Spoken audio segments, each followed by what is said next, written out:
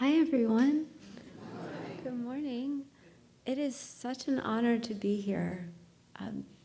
This is my first time at C3, and I have to say it just feels so nice in this room.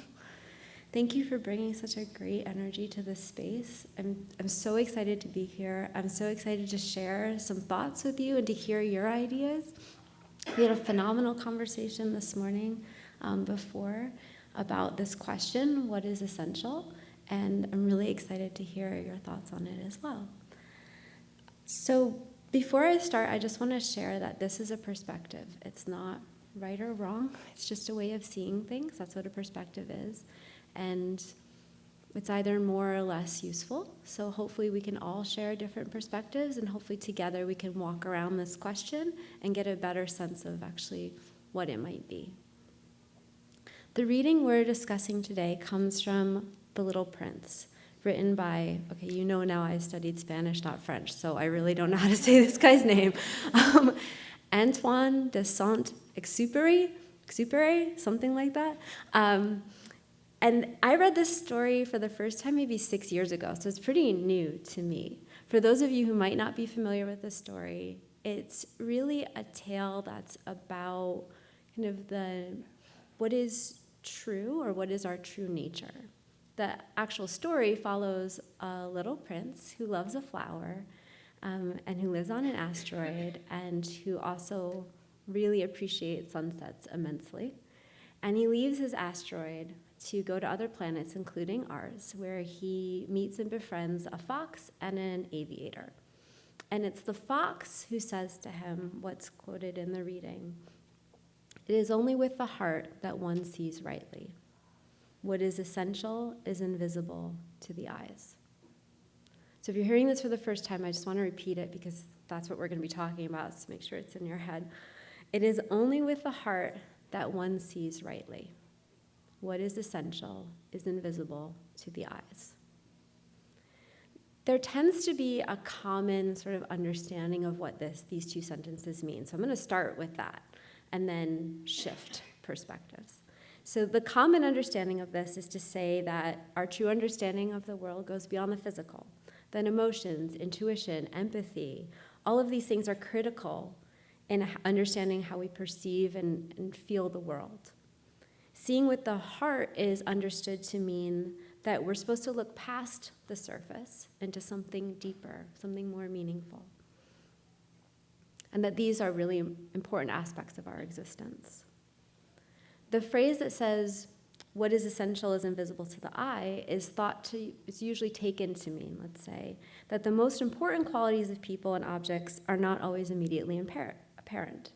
Intangible qualities like love, kindness, compassion, friendship, all of these things are really important, but they can't be measured or seen in the physical material world.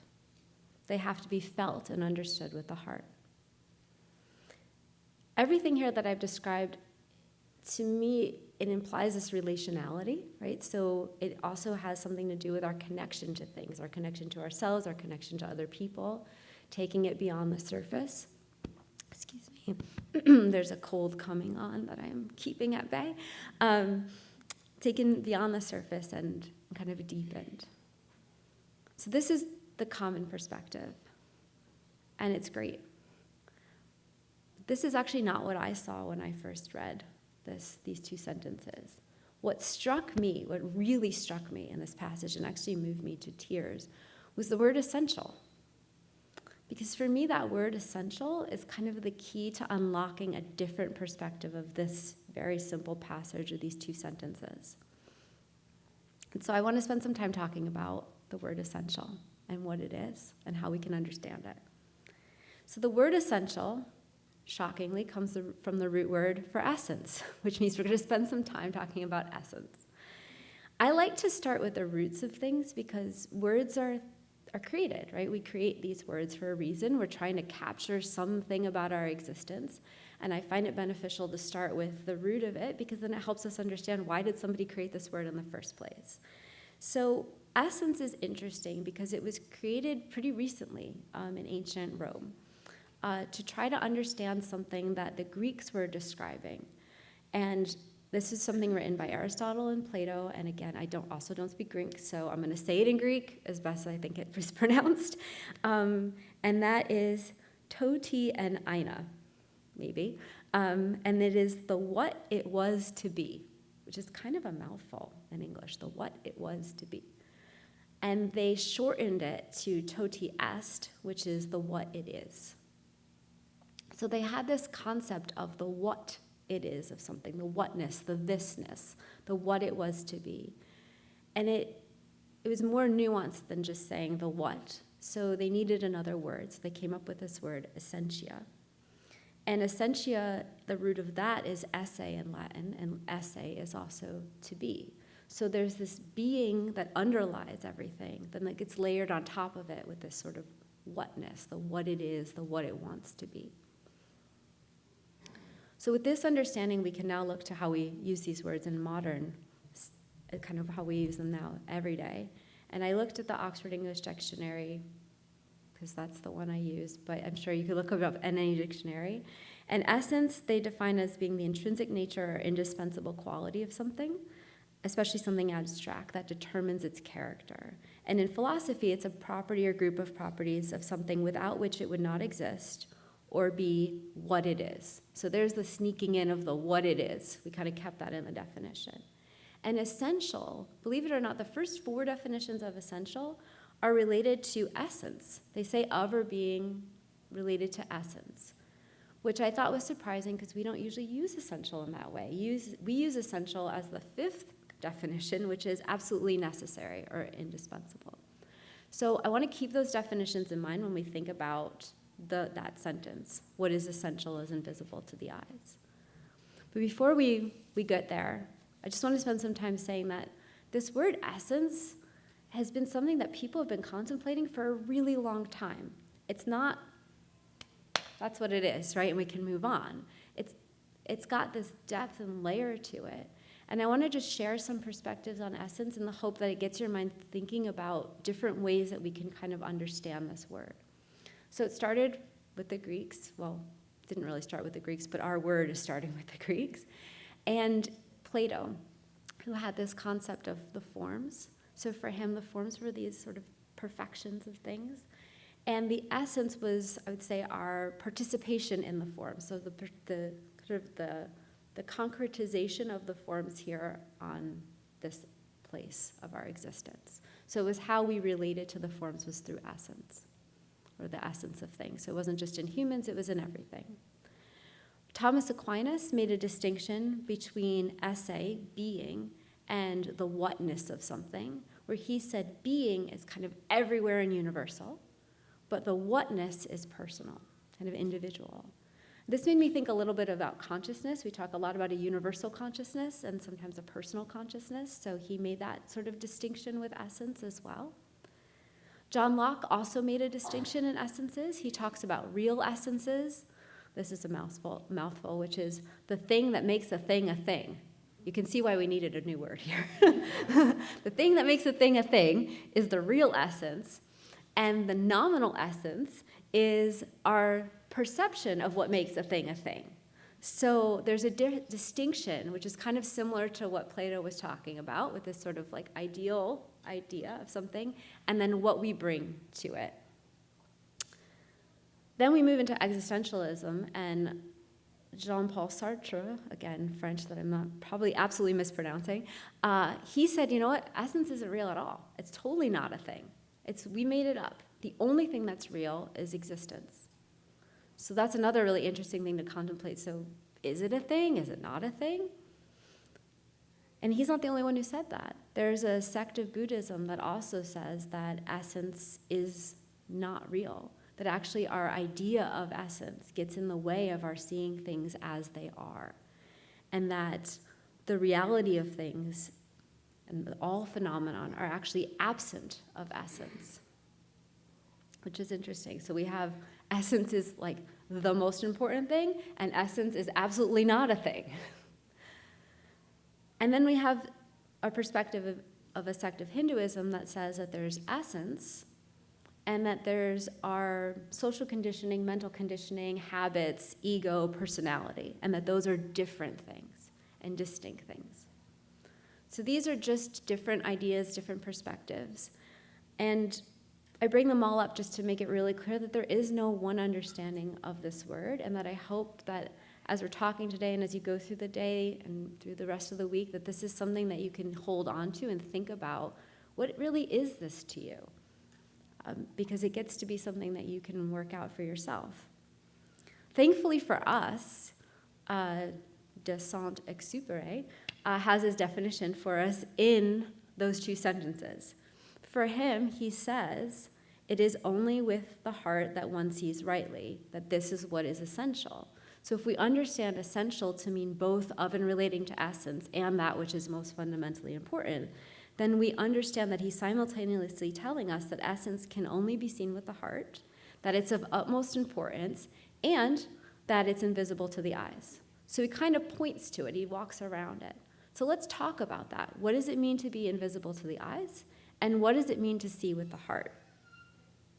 So what is invisible to the eyes? Let's start with the most basic thing, which is probably not here in the physical world, right? Which is something we talked about at the very beginning. So what's invisible to the eyes is not material, not physical. Okay, that's one way of looking at it. There's another way of looking at it that I also think is really important, that for me gets at the core of essence a little bit more. And that is this. When we see something, what happens? Well, we've all been around, looking around, except for the child who just left. We've all been around for a little while, right? We have experience with some things. So when we look at something, there's something that happens in our brains. We have memories of those things, and those memories get brought to the forefront. We have names for things. We might identify with things. We might associate with things. All of those things get brought forth. We have a history. So if I show you this orange as an example, first of all, you can identify it. You can name it. Oh, orange. You might have a memory of the first time you've eaten an orange. You might remember sharing oranges with family. You might remember the texture of an orange. You might remember that you love the taste of oranges or that you don't like the taste of oranges. What's certain is that you're not going to be able to see this with fresh eyes unless you've been doing a lot of work to practice to do that. You come with a veil over your eyes that makes it difficult to see things for what they really are. We all do, not just you. Me too. I have associations with oranges as well. Little kids don't have this. If you spend a lot of time with young children, you notice that they see things, notice things that we often don't notice because they don't have an entire history of experience that they're bringing to an object or a person or an experience. And that's why they tend to have insights that we might miss. But this veil makes things difficult for us to see. It makes things invisible to us that are sometimes right there in front of our eyes. So that's one component here. So then he says, okay, you can't see this with your eyes, both because it's not material and because we have all of this history that gets in the way sometimes of us seeing clearly. So we can only see with our heart. What does that mean? I think it's really interesting that he uses the word see, not feel. We tend to say we feel with our heart, but he says see. So see, the word, is related to the word know. Those two words actually come from the same Proto-Indo-European root. So we know with our heart. It's a different sort of quality, isn't it? A knowing. It cuts through the veils of perception, and it lands right here. And what is it he says that we know with our hearts? Essence, according to the passage. So if we rephrase this passage, we can rephrase it as, what is can only be known. Essence is vitally important and cannot be seen or known in the material world. So I love this phrase, what is. It's one of my favorite questions to ask people, usually adults, but older kids as well. The question of, what are you? What are you? We are often asked, who are you? And we're often asked or told to be who we are, right? Everybody says, be who you are. which is really valuable. But who you are is not the same thing as what you are. There's a reason why the Greeks were kind of focusing on the whatness of something, because it's different than the who-ness. I'm going to give a perspective on this, but you can feel it differently, and that's totally okay. So for me, the who-ness is the labels, the identities. It's sort of what's on the surface. It might be your name, right? When somebody says, who are you? You give your name first, right? It's what's on the surface. The whatness is what's on the inside that comes out. The whatness is experienced. This is something we talked about actually this morning, somebody brought up. The whatness is experienced. The who-ness can be said with a bunch of different words. It's very hard to wrap words around the whatness of something, isn't it? That's why we use art so often, to try to get at the core of the essence of things, because the words, they sort of fall short. And we can only really see this or feel this or know this, we're told, with our hearts. So I could ask the question, what are you? And that's really the question. If you can answer it in the next 30 seconds, I'd be shocked, because it's just not that easy to answer. It's very difficult to see ourselves, because in order to answer this question, what are you, we need to have open hearts. And it's hard for us as adults to have really open hearts. We tend to be, I think, the most judgmental, the harshest towards ourselves. In many ways, I feel like our hearts are most closed to us.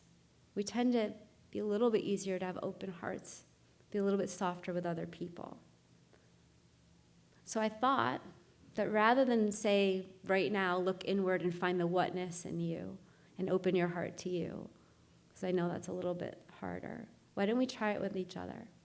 So I thought I'd do, if you're open to it, and you don't have to be open to it, we could try to see rightly with our hearts for the next few minutes. And to do this, you need a partner. I'll be your partner if you'd like, because I'm right here. We all need a partner, and you need to turn and face your partner if you're open to it. Again, there's no requirement to do this. And I'll give you the instructions on what to do.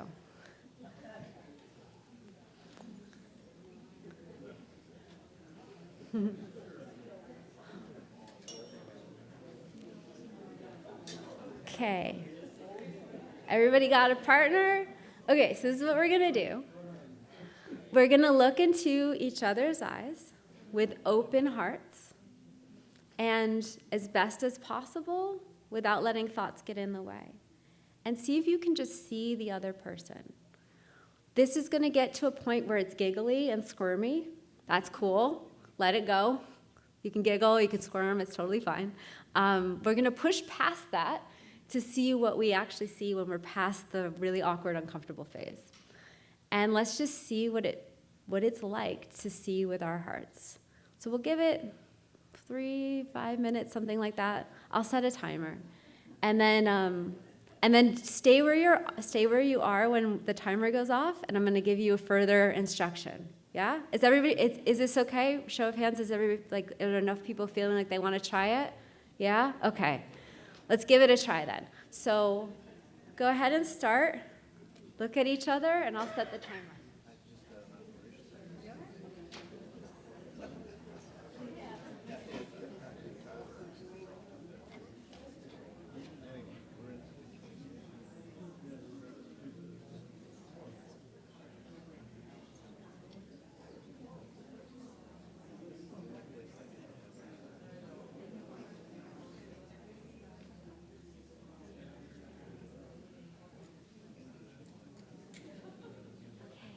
That was the alarm. Hi, everyone. So for those of you who tried this, oh, yeah. Oh, thanks. Is that better? Okay, thank you. For those of you who tried this, if you look into the eyes of the other person, tell them what it is that you saw. What did you see when you looked at them for this long? So give it just like a few seconds and just share. What did you see? Yeah?